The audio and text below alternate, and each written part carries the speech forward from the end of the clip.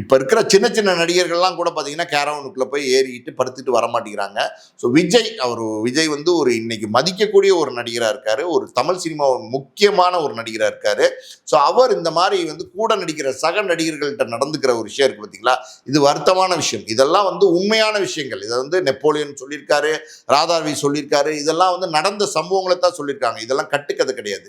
இன்னொரு பக்கம் பார்த்தீங்கன்னா, விஜய் ஆரம்ப காலத்துல நடிக்கும் போது பூவை உனக்காக தான் விஜய்க்கு வந்து ஒரு பெரிய பேரையும் புகழையும் தேடி தந்துச்சு. அந்த படத்தினுடைய தயாரிப்பாளர் ஆர்பி சௌத்ரி அன்னைக்கு வந்து கொடி கட்டி பறந்தாரு. இன்னைக்கு வந்து பிரபலமான ஒரு தயாரிப்பாளர் தான் இருக்காரு. ஸோ எப்படியாவது ஆர்பி சௌத்ரி பேனர்ல ஒரு படம் நடிக்கணும் அப்படின்னு சொல்லி எஸ் ஏ சந்திரசேகர், சோபா 2 பேருமே பார்த்தீங்கன்னா ஆர்பி சௌத்ரி ஆஃபீஸில் போய் காத்து கிடந்து எங்கள் பையனை வச்சு ஒரு படம் எடுங்க, எப்படியாவது எங்கள் பையனை வச்சு ஒரு படம் எடுங்க, எங்கள் பையனை வச்சு நீங்கள் அதாவது சூப்பர் குட்டில் ஒரு படம் எடுத்தால் அவன் அடுத்தடுத்த இடத்துக்கு பெரிய இடத்துக்கு போயிடுவாரு, அதனால ஒரு படம் எடுங்கன்னு கேட்டதுனால தான் ஆர்பி சௌத்ரி வந்து பூவை உனக்காகன்ற படத்தை விக்ரமன் டைரக்ஷன்ல பண்ணார். அந்த படம் வந்து மிகப்பெரிய வெற்றி படம். விஜயோட கேரியர்லேயே ஒரு டேர்னிங் பாயிண்டா அமைஞ்ச படம்.